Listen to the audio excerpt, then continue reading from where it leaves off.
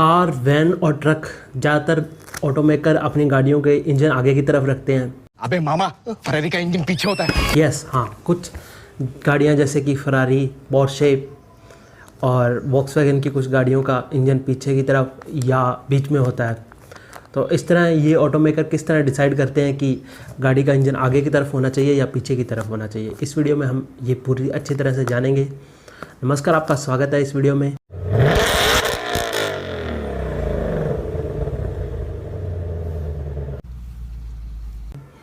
आज हम बात करने वाले हैं, जैसा कि आपको बता दिया है, कैसे गाड़ियों का इंजन की पोजीशन की जाती है। तो सबसे पहले हम बात करते हैं फ्रंट इंजन की, जो फ्रंट में माउंट होता है। जैसे मारुति सुजुकी की गाड़ियाँ, हुंडई की गाड़ियाँ जो आप जनरली लेते हो, इनमें इंजन आगे की तरफ होता है, जिससे गाड़ी को ज़्यादा अच्छी बैलेंसिंग मिलती है और रेडिएटर भी आगे की तरफ लगता है, जिससे कूलिंग सिस्टम भी आसानी से इंस्टॉल हो जाता है। इस तरह इस गाड़ी में फ्रंट में अच्छा अट्रैक्शन मिलता है और इंस्टॉलेशन भी सस्ती होती है और इसकी प्रोडक्शन भी इकोनॉमिकल होती है। तो इस तरह सारी गाड़ियाँ जो होती हैं इकोनॉमिकल, उनमें फ्रंट इंजन होता है। बात करते हैं मिड रियर माउंट इंजन के बारे में। तो इसको समझने के लिए हमें ऑटोमेकर्स की हिस्ट्री को समझना पड़ेगा, किस तरह ऑटोमेकर्स ने ये डेवलपमेंट की कि ये गाड़ियों का इंजन आगे रखना चाहिए, पीछे रखना चाहिए।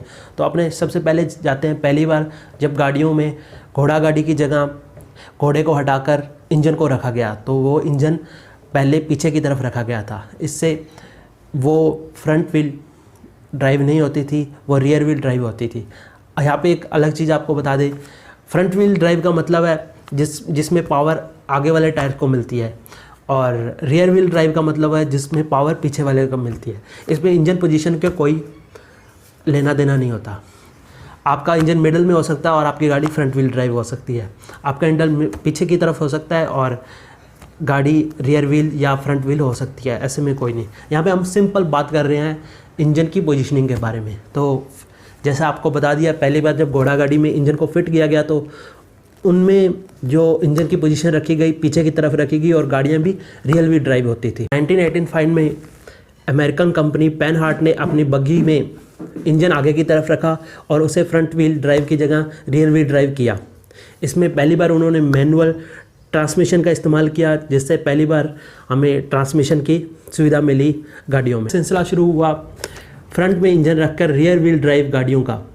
इसमें सबसे सक्सेसफुल गाड़ी थी फोर्ड की मॉडल टी, जिसके 16 करोड़ प्रोडक्ट्स बिक चुके थे और लगभग सभी कंपनियों ने इसी मॉडल को अपनाया और फ्रंट में इंजन रखकर फ्रंट व्हील या रियर व्हील ड्राइव को गाड़ियों में फिट किया जाता था। और ये सब चलता रहा 1940s तक।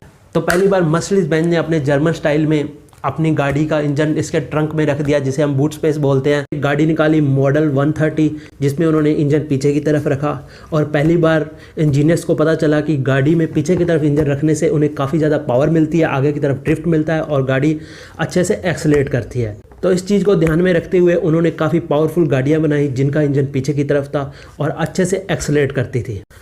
इसमें एक गाड़ी थी बीटल, जिसके नाम पर एक म्यूजिक बैंड ने अपना नाम रखा था। इसके बाद पावरफुल गाड़ियाँ खरीदना एक तरह का स्टेटस सिंबल बन गया और ज़्यादा से ज़्यादा लोग ऐसी गाड़ियाँ खरीद रहे थे। हालांकि ये गाड़ियाँ दूसरी गाड़ियों से थोड़ी अनसेफ होती थी, पर इन्हें चलाने का एक्सपीरियंस बहुत बढ़िया रहता था। इसमें लगभग सारी मसल कार, जैसे आप आज सुनते हो फोर्ड मस्टैंग के बारे में, कैमेरा के बारे में, ये सब गाड़ियाँ इसमें रही। पर इसमें एक ही प्रॉब्लम रहती थी, क्योंकि ये गाड़ियों का इंजन पीछे की तरफ होता था, इनका एक्सेलरेशन भी बहुत ज़्यादा होता था और ये गाड़ियाँ ड्रिफ्ट कर जाती थी जनरली सड़कों पे चलती चलती। और इस चीज़ को पहली बार फिर से पोर्शे नाम के इंजीनियर ने सॉल्व किया, अपनी गाड़ी का व्हील बेस कम करके और ऊंचाई कम करके, जिसे पोर्शे 911 नाम से जाना जाता है इस गाड़ी को। ये गाड़ी पहली बार इस तरह आई थी जो रियर इंजन के साथ आती थी और इसमें बैलेंसिंग भी बहुत ज़बरदस्त होती थी। हालांकि ये ड्रिफ्टिंग करती है ये गाड़ी, फिर भी ये इस तरह हो गई थी कि एक तरह का स्टेटस हो गया था। इस गाड़ी की स्टेबिलिटी इतनी अच्छी हो गई थी कि बिल गेट्स इस गाड़ी की रूफ पर अपना बैग रखकर आसानी से ऑफिस जाते थे। ऐसा कारनामा आप सिर्फ इंडिया में एमपी में कर सकते हैं, क्योंकि मध्य प्रदेश की सड़कें यूनाइटेड स्टेट्स से ज़्यादा बेहतर है। इसके अलावा कुछ ही गाड़ियाँ थी जिन्होंने ऐसी स्टेबिलिटी हासिल की रियर इंजन के साथ। अब बात करते हैं हम मिडल इंजन के बारे में।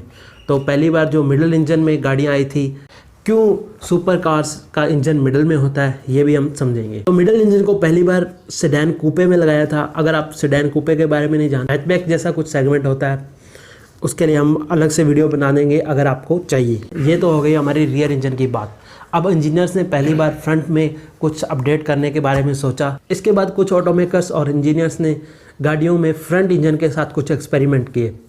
जैसे मिनी ने पहली बार अपनी गाड़ी का इंजन वर्टिकल के बजाय हॉरिजॉन्टल रखा और इंजन का ऑयल चैम्बर उसके नीचे रख दिया। इस तरह इनको छोटी सी जगह में अपना इंजन रखने में आसानी हो गई। इस तरह मिनी जैसी कंपनियों ने छोटे हुड में पावरफुल इंजन आगे की तरफ प्रोवाइड कराए और ये पहली गाड़ियाँ ऐसे बनी जिसमें ऑलमोस्ट आगे की तरफ इंजन था और लैम्बोर्गिनी जैसी कंपनी ने इसे आगे बढ़ाया। इस तरह हमें पहली बार ट्रांसवर्स इंजन वाली गाड़ियाँ मिली।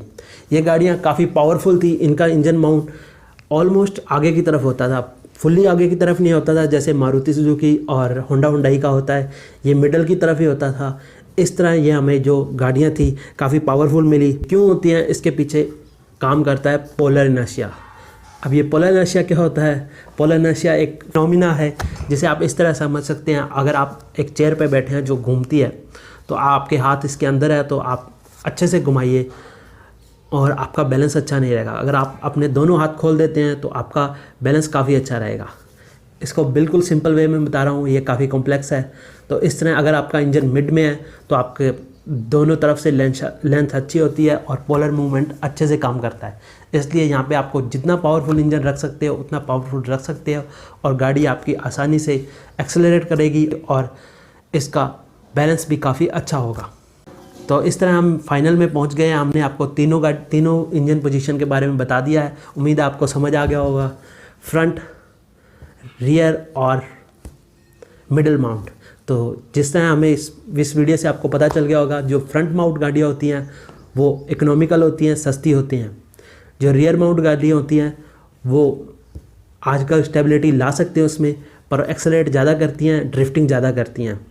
जिनको फ्रंट ड्राइव चाहिए होती है वो रियर व्हील ड्राइव के साथ जाते हैं। और मिडल ड्राइव गाड़ियाँ वो होती हैं, मिडल माउंट इंजन वाली गाड़ियाँ वो होती हैं जो ज़्यादा बैलेंस्ड, पावरफुल और काफ़ी महंगी होती हैं। तो ये थी हमारी कुछ इंजन माउंटिंग को समझाने की कोशिश। आपको ये वीडियो आपको कैसी लगी हमें ज़रूर बताएं। लाइक ज़रूर करें इस वीडियो को। अगर आप यहाँ तक पहुँच गए हैं अपने दोस्तों के साथ ज़रूर शेयर करें। Thank you.